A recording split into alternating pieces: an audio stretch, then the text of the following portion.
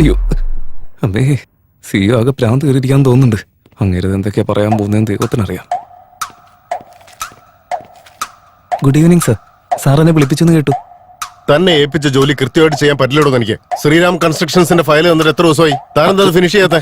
അത് പിന്നെ സാർ, ഞാൻ വേറെ ചില ജോലികളിൽ തിരക്കിൽപ്പെട്ടുകൊണ്ട് ഇത് കുറച്ച് പെൻഡിങ് ആയി പോയി. സാർ പേടിക്കണ്ട, ഞാൻ നാളെ തന്നെ ഇത് സെറ്റാക്കി ഇവിടെ കൊണ്ട് സബ്മിറ്റ് ചെയ്യും. ഇന്ന് തന്നെ അത് ഫിനിഷ് ചെയ്യുന്നതിൽ എന്തെങ്കിലും ബുദ്ധിമുട്ടുണ്ടോ? അത് പിന്നെ ഇപ്പൊ സാറിനോട് ഞാൻ എന്താ പറയാ, അതായത് ഇപ്പൊ സമയമായില്ലേ സാറേ പോവാൻ. അല്ല, ഈ മാസം താൻ എത്ര ദിവസം ജോലിക്ക് കയറിയിട്ടുണ്ടോ അറിയോ? അങ്ങനെ വെച്ചാൽ അറിയില്ല സാർ. 8-ാം തീയതി ആയപ്പോ 1, 2 സാർ ഏകദേശം ഒരു 10-12 ദിവസം ഞാൻ ജോലി ചെയ്ത് കാണും. ഈ ഫയൽ ഇന്ന് തന്നെ റെഡി ആയില്ല എന്നുണ്ടെങ്കിൽ ഇന്നത്തെയും കൂടെ ചേർത്ത് തന്റെ സാലറി കേട്ടോ. അയ്യോ എന്റെ പൊന്ന് സാർ, എന്നെ വയറ്റ് തെറിക്കില്ല സാറേ. ഞാൻ ഈ ജോലി വെച്ചിട്ട് ജീവിച്ചു പോകുന്നത്. ഞാൻ ഇത് ഇന്ന് തന്നെ ചെയ്ത് തീർക്കാം. എന്റെ ഉള്ളിൽ എന്താണോ എന്റെ ID കാർഡ് എവിടെ? സാർ, ഈ വോട്ടർ ID ഞാൻ വീട്ടിലെ പേഴ്സണോടെ മറന്നു വെച്ചിട്ട് വന്നത്. കമ്പനി ID കാർഡിന്റെ കാര്യം ചോദിച്ചേ? അയ്യോ എന്റെ പൊന്ന് സാറേ, ഞാൻ വീട്ടിൽ നിന്ന് വന്നപ്പോ ഇത് കറക്റ്റ് ആയിട്ട് ഇട്ടതാ. ആത്മാർത്ഥതയോടെ വേഗം ഓടി വന്നപ്പോ ചിലപ്പോ റോട്ടിൽ വീണ് പോയതായിരിക്കും. കമ്പനി ID കാർഡ് പോലും സൂക്ഷിക്കാൻ എനിക്ക് അറിയില്ല. താൻ പിന്നെ എങ്ങനെയാണോ ഈ ഫയലൊക്കെ നോക്കുന്നത്? ഇന്ന് തന്നെ ഈ ഫയൽ എനിക്ക് റെഡിയാക്കി കിട്ടണം. Out. Sir file sir, if you don't mind എനിക്ക് ഇന്ന് തന്നെ വേണമെന്നാ പറഞ്ഞത്. Out. Okay sir, good morning sir. ഞാൻ നാളെ തന്നെ ചെയ്ത് തരുന്ന. ഈ ഫയൽ ആര് ഫിനിഷ് ചെയ്യണം? ഞാൻ തന്നെ ചെയ്യാം സാർ. അല്ല സാർ, ഇതൊരു ഐശ്വര്യ എന്നാണല്ലോ പേര് എഴുതി വെച്ചിരിക്കുന്നത്. ഇന്ന് എനിക്ക് ഫിനിഷ് ചെയ്ത് കിട്ടണം. Out. Okay sir, good morning sir. എല്ലാ ജോലിയും ഞാൻ തന്നെ ചെയ്യാം സാറേ. ഒരുമാതിരി മറ്റോടത്ത് പരിപാടി ആയിപ്പോ ഞാൻ ഒറ്റയ്ക്ക്. ജോലി കഴിഞ്ഞോ? ഐശ്വര്യ എന്നല്ലേ കേട്ടെ? ഇതുവരെ കഴിഞ്ഞില്ലേ? ഒരു ഹാഫ് ആൻ അവറും കൂടെ എടുക്കൂ സർ. പെൻഡിംഗ് വർക്ക് എന്തെങ്കിലും ഉണ്ടെങ്കിൽ അത് നാളെ ചെയ്യാം. സിസ്റ്റം ഓഫ് ചെയ്തിട്ട് റെഡിയാകാത്ത ഫയലും ഒക്കെ എടുത്തോണ്ട് നേരെ എന്റെ റൂമിലേക്ക് വാ. സിയോ, ഞാൻ നാളെ ചെയ്തു തരാന്ന് പറഞ്ഞപ്പോ എന്റെ സാലറി കെട്ടി എന്ന് പറഞ്ഞു എന്നെ പേടിപ്പിച്ച് കണ്ടില്ലേ നാറി. ഇപ്പതേ എന്റെ കൊച്ചിനെയും കൂടി നോട്ടിട്ട് അവളെയും സെറ്റാക്കാൻ നോക്കാം. ഇവനെ പോലുള്ളവരൊക്കെ തൊലി ഉരിച്ച് മുളക് തേച്ച് വറുത്തെടുക്കണം.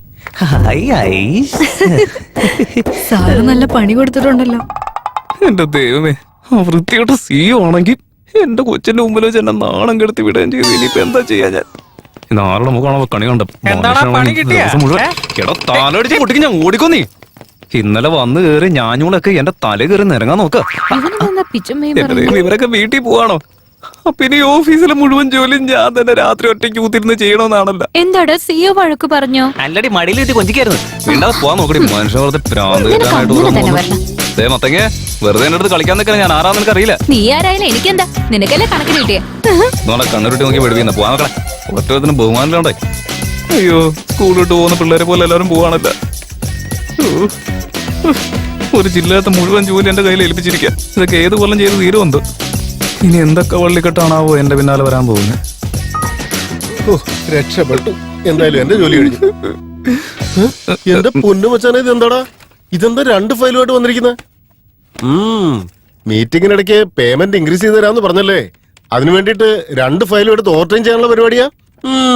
ഭാഗ്യശാലിയാടാ നീ. എനിക്കറിയാത്തൊരു സത്യം ഞാൻ പറയട്ടെ. ഞാൻ ഇവിടുന്ന് എഴുന്നേറ്റ് നിന്റെ മൂക്കടിച്ച് പരത്ത് ഞാൻ പിന്നെ എന്റെ വീട്ടുകാർക്ക് പോയി മനസ്സിലാവില്ല.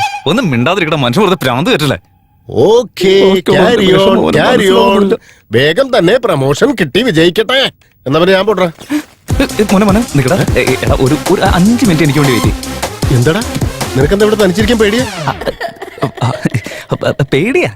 പേടിയുടെ അർത്ഥം എന്താന്ന് പോലും എനിക്കറിയില്ല. കുറച്ചു നേരം മുമ്പ് വലിയ കാര്യമായിട്ട് എന്തൊക്കെ പറയുന്നുണ്ടായിരുന്നല്ലോ. ഇപ്പം എല്ലാം ഓക്കെ? നീ പാട് നോക്കി പോടാ. ക്ഷമിക്ക്, ഞാൻ പറയട്ടെ. അതായത് കാര്യം എന്താണെന്ന് വെച്ചാൽ, അതായത് എനിക്ക് സത്യം പറഞ്ഞാൽ എനിക്ക് നല്ല പേടിയുണ്ടാ. ഞാൻ ഈ ചെറുപ്പത്തിൽ ഒറ്റയ്ക്ക് ഇരിക്കുന്ന സമയത്തെ പേടിച്ചിട്ട് എന്റെ മൂത്രം വരെ പോറുണ്ട്. പാവം എന്റെ അമ്മ എന്നെ ചീത്ത പറഞ്ഞിട്ട് സ്നേഹം കൊണ്ട് അതൊക്കെ അമ്മ തന്നെ ക്ലീൻ ചെയ്യടാ. നിന്റെ ഈ കഥയൊന്നും കേട്ടോണ്ട് നിൽക്കാൻ എനിക്ക് സമയമില്ല. ഇപ്പൊ തന്നെ നേരം വൈകി. ഇതിൽ കൂടുതൽ എനിക്ക് ഇവിടെ നിൽക്കാൻ പറ്റില്ല. തന്നെയല്ല, എന്റെ വീട്ടില് എനിക്ക് വേണ്ടപ്പെട്ട ഒരാൾ എനിക്ക് വേണ്ടി വെയിറ്റ് ചെയ്യുന്നുണ്ട്. എന്നാ ഞാൻ പോയിട്ട് വരട്ടെ.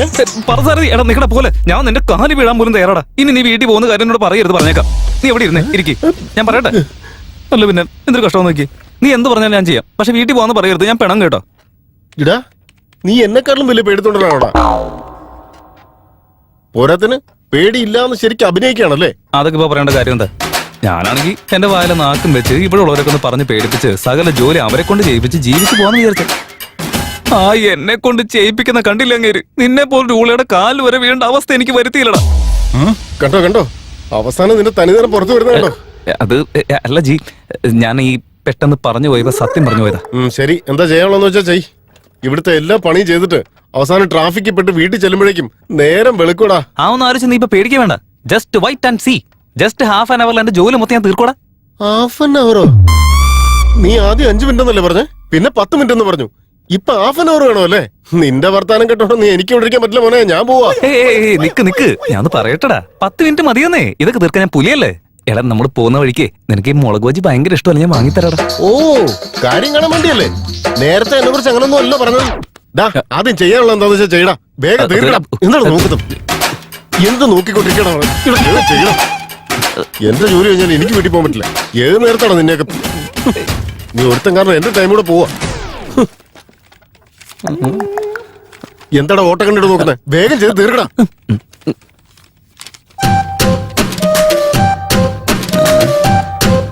അതെ, വല്ല കാമസൂത്രം വായിച്ചുകൊണ്ടിരിക്കാണ്. ഇവിടെ ഇത് എന്ത് ബുക്കാണെങ്കിൽ നിനക്കെന്താ? നീ നിന്റെ കാര്യം നോക്കി ജോലി കിടപ്പില്ല.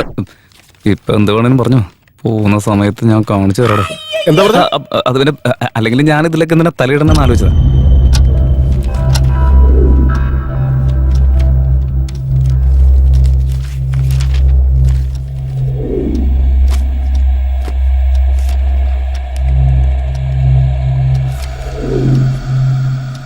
പാർത്ഥസാരഥി, കൊറേ നേരമായിട്ട് ആ ബുക്കിൽ തന്നെ നോക്കിയിരിക്കുകയാണല്ലോ. ഇത്ര കാര്യമായിട്ടെന്താ വായിക്കുന്നത്? എടാ ഊളെ, ഇതൊന്നും നിനക്ക് പറഞ്ഞാൽ മനസ്സിലാവില്ല. അത്ര വലിയ കാര്യം എന്താ? ഓ, പാർത്ഥസാരഥി, നീ ജ്യോതിഷമൊക്കെ വായിക്കാറുണ്ടോ? എടാ ജോലി തീർക്കണം. എടാ, എന്നാലും നീ ചെയ്യുന്നത് ശരിയാണോടാ? നീ ചെയ്യുന്ന ജോലിക്കും ഇപ്പൊ ഈ വായിക്കുന്ന പുസ്തകം തമ്മില് എന്തെങ്കിലുമൊക്കെ ഒരു ബന്ധം ഉണ്ടോടാ? അല്ല, ഈ കാലഘട്ടത്തിൽ നീ ഇതൊക്കെ വിശ്വസിച്ച് നടക്ക? നോക്കൂ വിജയ്, ചില കാര്യങ്ങൾ നമുക്ക് വിശ്വസിക്കാതിരിക്കാൻ പറ്റില്ലടാ. അതേപോലെ ചില കാര്യങ്ങൾ നമ്മൾ ഉറപ്പായും പഠിക്കാൻ വേണം. ഇവനെപ്പോലൊരു മരമുണ്ട്. നമ്മളിപ്പോ ഒരു ഫോറിൻ കമ്പനിയിലല്ലേ ജോലി ചെയ്യുന്നത്, പക്ഷെ നമ്മൾ ജീവിക്കുന്നത് ഭാരതത്തിൽ, ഐ മീൻ ഇന്ത്യയില്. അങ്ങനെയുള്ള ഇവിടെ ജാതി, മതം, ഗോത്രം, ആചാരം, അനുഷ്ഠാനങ്ങൾ, രീതികൾ, വിശ്വാസങ്ങൾ ഇതൊക്കെ നമ്മൾ വളരെ കാലങ്ങളായിട്ട് പിന്തുടർന്നു വരുന്നതല്ലേ. ഇതിന്റെയൊക്കെ അടിസ്ഥാനത്തിലല്ലടാ നമ്മുടെ ജീവൻ തന്നെ മുന്നോട്ട് പോകുന്നത്. ഞാനിതിനൊരു ഉദാഹരണം പറയട്ടെ. നമ്മുടെ ഇന്ത്യൻസ് എത്രയോ പേര് കഴുത്തില് യന്ത്രങ്ങൾ, കയ്യില് ഈ ഏലസ് പോലുള്ളതൊക്കെ കിട്ടാറില്ലേ? നീ ശരിക്കും ഒന്ന് ഒബ്സർവ് ചെയ്ത് നോക്ക്.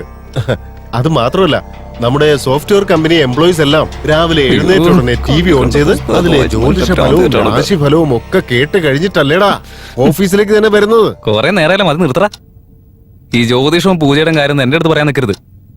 പാവം ജനങ്ങളെയും പറ്റിച്ച് അവരുടെ കയ്യിൽ നിന്ന് പൈസ ഉണ്ടാക്കി ജീവിച്ചുകൊണ്ടിരിക്കല്ലേ. എന്തിനാ നമ്മളെയൊക്കെ ഭരിക്കുന്ന രാഷ്ട്രീയക്കാരില്ലടാ, അവർക്ക് ഇതിൽ വിശ്വസിക്കുന്നു പറയുമ്പോൾ സഹിക്കാൻ പറ്റാത്ത. അതും കൂടെ ചില ചാനലുകാരില്ലേ, അവരിത് ടെലികാസ്റ്റ് ചെയ്യാ. പാവം ജനങ്ങൾ ഇതൊക്കെ കണ്ട് വിശ്വസിക്കാണ്ട് വേറെന്ത് ചെയ്യാന്? നീ ഇങ്ങനെ വളവളാന്ന് സംസാരിച്ചോണ്ടിരിക്കാൻ നിന്റെ ജോലി ആദ്യം തീർക്കാൻ ഒന്ന് ക്ഷമിക്കടാ, അതേ തീരാറായി. ഇപ്പൊ ശരിയാക്കി തരാം. അമ്മേ, ഈ ജോലി ഇന്നെങ്ങും തീരൂല. രണ്ടാം പാദത്തിൽ ഗുരുവിന്റെ പ്രവേശം. വിജയ്, നമസ്കാരം സാർ. സാർ അവിടെ അല്ലടാ, അങ്ങോട്ട് നോക്ക്. ജോലി തീർത്തോ? സാർ തീരാറായി സാർ. ഞാൻ തീർക്കും സാർ. ഞാൻ നാളെ തന്നെ സബ്മിറ്റ് ചെയ്യും സാർ. ഒരു ജോലി ഏൽപ്പിച്ച കൃത്യമായിട്ട് ചെയ്യാൻ നിനക്ക് കഴിയില്ല സാർ. എന്നെ കൊണ്ട് ചെയ്യാൻ പറ്റും സാർ, ഉറപ്പായിട്ടും പറ്റും സാർ. ആ ഫയൽ ഇന്ന് തന്നെ ഫിനിഷ് ചെയ്തിരിക്കണം.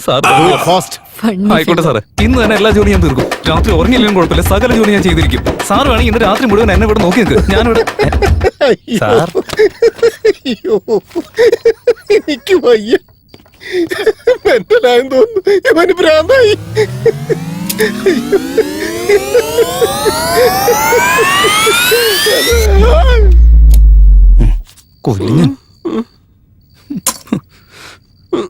കണ്ടില്ലേ, ഇവൻ വരച്ചിരിക്കുന്ന കണ്ടില്ലേ? ആ നാണല്ലാത്തവൻ ആ CEO ആണെങ്കിൽ ഞാൻ നോക്കി വെച്ച പെണ്ണിനെ കൂടെ കൂട്ടിക്കൊണ്ട് പോകുന്ന കണ്ടില്ലേ? ആ പെങ്കൊച്ചിന്റെ മുമ്പിൽ വെച്ച് എന്നെ മനപ്പൂർവ്വം നാണം കെടുത്താൻ വേണ്ടി ചെയ്തതാ. അങ്ങേര് ചെയ്ത് കണ്ടിട്ട് ഒരുത്തിന് ഇവിടെ ഒന്ന് ചിരിക്കുന്ന കണ്ടില്ലേ? ഞാൻ നോക്കി വെച്ച പെണ്ണാണെങ്കിലുണ്ടല്ലോ, ഇങ്ങനെ കൈ തൊഴുത് നിൽക്കാൻ തോന്നും നമുക്ക്. അത്രയും ഐശ്വര്യമുള്ളൊരു ദേവതയാണല്ലോ ആ മണഗുണാപ്പി കൂടെ കൊണ്ടുപോയിരിക്കുന്നത്. നീ എന്തിനാണ് ഇങ്ങനെ അറിഞ്ഞു കുത്തി പ്രാവുന്നേ? നിനക്ക് ധൈര്യം ഉണ്ടെങ്കിൽ നീ അവളോട് സെറ്റാക്കി എടുക്കണം. നീ ഒരു അക്ഷരം വേണ്ടത്. അല്ല, ഈ ചിലരൊക്കെ പറയാറില്ലേ, നെറ്റി തേക്കാനുള്ള കുറി മേടിക്കാൻ പൈസ ഉണ്ടാവില്ല, എന്നാലോ ബ്രെഡ് തേക്കാനായിട്ട് ബട്ടർ വേണം അവന്. അതുപോലെ അത്. അല്ല, നീ തന്നെ ഒന്ന് ആലോചിച്ച് നോക്ക്. തുരുമ്പ് പിടിച്ചൊരു 2 വീലറിന് 6 ലിറ്റർ പെട്രോൾ അടിക്കാൻ പോലും പൈസ ഇല്ലാതിരിക്കാൻ ഞാൻ. ആ അവസ്ഥയിൽ കോടികൾ വിലയുള്ള ബെൻസ് കാർ പോലിരിക്കുന്ന അവളെ ഞാൻ എങ്ങനെ മെയിൻറ്റെയിൻ ചെയ്യാനാടാ? എടാ, അവള് തേച്ച് വെച്ചിരിക്കുന്ന ലിപ്സ്റ്റിക് കണ്ടോ നീ? അവൾ ഇട്ടിരിക്കുന്ന ഡ്രസ്സ് കണ്ടോടോ നീ? അവൾ അടിച്ചിട്ട് വരുന്ന പെർഫ്യൂം ഉണ്ടല്ലോ, എന്തിനാ അവൾ ഉള്ളിലിട്ടിരിക്കുന്ന എടാ, കണ്ണിനുള്ളിലുള്ള ലെൻസിന്റെ കാര്യം പറഞ്ഞ അത് തന്നെ എത്ര കോസ്റ്റ്ലി ആണെന്ന് അറിയാമോ നിനക്ക്? അവളൊക്കെ ഉണ്ടല്ലോ, നമ്മളെ പോലെ ഉണ്ണാക്കന്മാർക്ക് പറഞ്ഞിട്ടുള്ളതല്ല. നമുക്കൊന്നും ഈ ജന്മത്ത് കിട്ടാനും പോകുന്നില്ല. ഉള്ളത് പറയുകയാണെങ്കിലേ, ബാങ്ക് ബാലൻസ് ആയിട്ട് ലക്ഷങ്ങൾ കൊണ്ടെടുക്കുന്ന ആൾക്കാരില്ലേ, അവർക്ക് പറഞ്ഞിട്ടുള്ളതാ, അവർക്ക് മാത്രമേ കിട്ടുള്ളൂ. അങ്ങനെ അല്ലടാ കാര്യങ്ങള്. ഒരു പെണ്ണൊരാണിനെ സ്നേഹിക്കുന്നത് വെറും പണത്തിന് വേണ്ടി മാത്രമല്ല, ആ പ്രണയത്തെ അവൻ ഒരു കലയായി കാണുന്നതുകൊണ്ടാണ്. അതെ, ഈ സാഹിത്യമൊക്കെ ഉണ്ടല്ലോ എന്റെ തലയിൽ ജന്മത്ത് കയറാൻ പോകുന്നില്ല. അതായത് പണം കൊണ്ട് നേടിയെടുക്കാൻ പറ്റില്ലാത്ത ചില കാര്യങ്ങള് ചില ആചാര അനുഷ്ഠാനങ്ങൾ കൊണ്ട് നമുക്ക് നേടിയെടുക്കാൻ സാധിക്കും. അതൊക്കെ എങ്ങനെയാണ് ചെയ്യേണ്ടതെന്ന് നമ്മളെ പഠിപ്പിക്കാനുള്ളതാണ് ദേ ഈ പുസ്തകം. ഓഹോ, അപ്പൊ നീ വായിക്കുന്നത് ജ്യോതിഷമൊന്നും അല്ല, ഇപ്പൊ നീ വായിച്ചുകൊണ്ടിരിക്കുന്നത് വേറെ ഏതോ ബുക്കാ. ആ അതേതാന്ന് എനിക്കും അറിയണം. ഏയ് അതൊന്നും പറ്റില്ല, ഇത് ഞാൻ തരില്ല. എടാ അത് താഴെ ഞാനൊന്ന് കണ്ടിട്ട് തരടാ. തരില്ല എന്ന് പറഞ്ഞാൽ തരില്ല. നീ നോക്കിയേ, ഞാൻ ഒരു തവണ ചോദിക്കും, മര്യാദയ്ക്ക് തന്നാ നിനക്ക് കൊള്ളാം. നീ എത്ര പ്രാവശ്യം ചോദിച്ചാലും ഞാൻ തരില്ല. ഇവനോട് മര്യാദ എടാ, എന്ത് പരിപാടിയാണ് നീ കാണിച്ച? എന്റെ ബുക്ക് നീ എന്ത് പറഞ്ഞാലും ഞാൻ സമ്മതിക്കില്ല. എനിക്ക് എന്റെ ബുക്ക് കിട്ടണം. ചേടാ, ഒരു പുസ്തകത്തിന് വേണ്ടി വെറുതെ ഇങ്ങനെ തൊള്ള ഓർക്കലടാ. ഒന്ന് സമാധാനിക്ക്. നാളെ കാലത്ത് ആ ക്യാബിൻ തുറക്കുമ്പോ നിനക്ക് അവിടെ ചെന്ന് ഞാൻ തന്നെ എടുത്ത് തന്നാ പോരെ. ഒരു രാത്രി അവിടെ കിടന്നു വിചാരിച്ചാൽ പുസ്തകം അവിടെ നിന്ന് എഴുന്നേറ്റ് ഓടി പോകാനൊന്നും പോകുന്നില്ല. എടാ വിജയ്, ഇതൊന്നും പറഞ്ഞ് ശരിയാവില്ല. എനിക്ക് എന്റെ പുസ്തകം എടുത്തണം. വേണ്ട, എനിക്കിപ്പോ സമയമില്ല. ബുക്കിന്റെ പുറകെ ഒന്നും പോവാൻ പറ്റത്തുമില്ല. ബാഗ് എടുക്ക്, വീട്ടിൽ പോവാം. ആരല്ലേ പിന്നെ എടാ എന്റെ പുസ്തകം എടുത്തടാ. അടിച്ച് പൊട്ടിക്കുന്നുണ്ട് ഞാൻ. എടുക്കടാ. എടാ നീ ഇത്ര നേരം എന്റെ കാല് പിടിച്ചിട്ട് ഇപ്പൊ നിന്നെ തനിക്കൊന്നും കാണിക്കല്ലേ? എടാ കൊച്ചിറക്ക, എനിക്ക് ചെയ്യാനുള്ള ജോലിയൊക്കെ ഞാൻ ചെയ്തു തീർത്തില്ലേ. പിന്നെ എനിക്കെന്ത്? ഇതല്ല എന്റെ മാസ്റ്റർ മൈൻഡ്. നോക്കിയേക്കാതെ പോവാൻ നോക്കടാ. എടാ, തെണ്ടി നീ എന്നെ അടിച്ചല്ലേ? അടിച്ചു പോയില്ലേ? നീ വേണോ പറഞ്ഞാ മതി. നടക്കടാ. ഞാൻ ഓരോ നിനക്ക് അറിയില്ല. നീ ആരാ കോപ്പേ? പോടാ പോടാ പോടാ. കൊച്ചു പിള്ളേരെ പോലെ പുസ്തകം നോക്കി വെറുതെ കടമാണെന്ന് പറഞ്ഞുകൊണ്ട് നടക്കാൻ എടാ, എനിക്ക് എന്റെ പുസ്തകം വേണോടാ. അയ്യേ, എന്തോ നാടേ, നിർത്തടേ. ഒരുമാതിരി കൊച്ചു പിള്ളേര് മിഠായി വേണമെന്ന് പറഞ്ഞ് ഇങ്ങനെ വാശി പിടിക്കാറുണ്ടല്ലോ. അതുപോലെ വെറുതെ ബുക്ക് വേണം ബുക്ക് വേണം എന്ന് പറഞ്ഞ് കുറെ നേരം ആയല്ലോ നീ. എടാ അതെ, നമ്മുടെ ഈ നാടുണ്ടല്ലോ വിജ്ഞാനവും അറിവൊക്കെ വളർത്തിയെടുത്ത് ചൊവ്വാഗ്രഹത്തിൽ വരെ പോയി തിരിച്ചു വരാനുള്ള പ്ലാൻ ഇട്ടുകൊണ്ടിരിക്കുന്ന സമയ. പക്ഷെ നിന്റെ അവസ്ഥ എന്താന്ന് നോക്കി. ജ്യോതിഷം, ഭൂതം, ഭാവി എന്നൊക്കെ പറഞ്ഞ് മനുഷ്യനെ തലേ കയറി നിന്ന് നിര അടിക്കും ഞാൻ. വെറുതെ കുറച്ച് ചെവിക്ക് വരുന്നതാ. നടക്ക്. എനിക്ക് നീ പറയുന്നൊന്നും കേൾക്കണ്ട. എനിക്ക് എന്റെ പുസ്തകം കിട്ടണം. നീ എനിക്ക് ഞാൻ ഒന്ന് റെസ്റ്റും പോയിട്ട് വരട്ടെ. എന്റെ ബുക്ക് എടുത്ത് വെച്ചേക്കണം. വെറുതെ വെളിവില്ലാത്തവരൊന്ന് പറഞ്ഞോളും. ഒന്ന് വേഗം വരാൻ നോക്ക്. അവിടെ തന്നെ വേരും മുളച്ചിരിക്കാൻ നിക്കല്ലേ. ആ വന്ന് നീ ഒരു പാട്ട് പാടുത്താ, ഞാൻ ഒന്ന് ഉറങ്ങട്ടെ.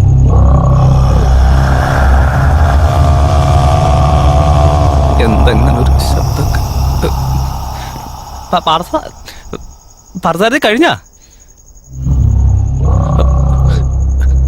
ഒന്ന് വേഗം ഇറങ്ങി വാടാ, വീട്ടിൽ പോണ്ടേ.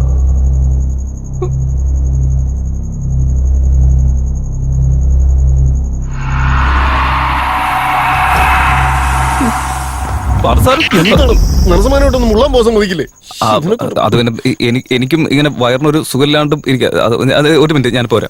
അയ്യോ, ഇത്രയും നേരം നിന്റെ കാര്യത്തിന് എന്നെ കൂടെ നിർത്തിയിട്ട് നിന്റെ തനിക്കുണം കാണിച്ചല്ലടാ. കാണിച്ചു തരടാ ഞാൻ ആരാണെന്ന്.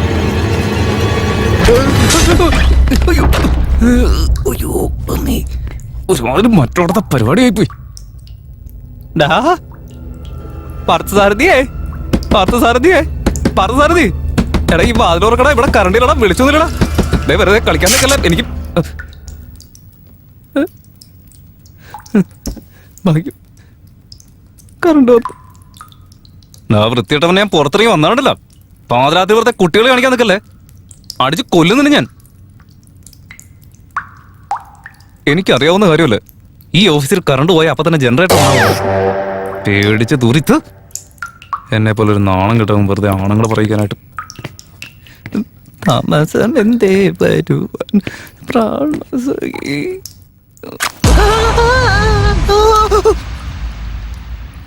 വരല്ലേ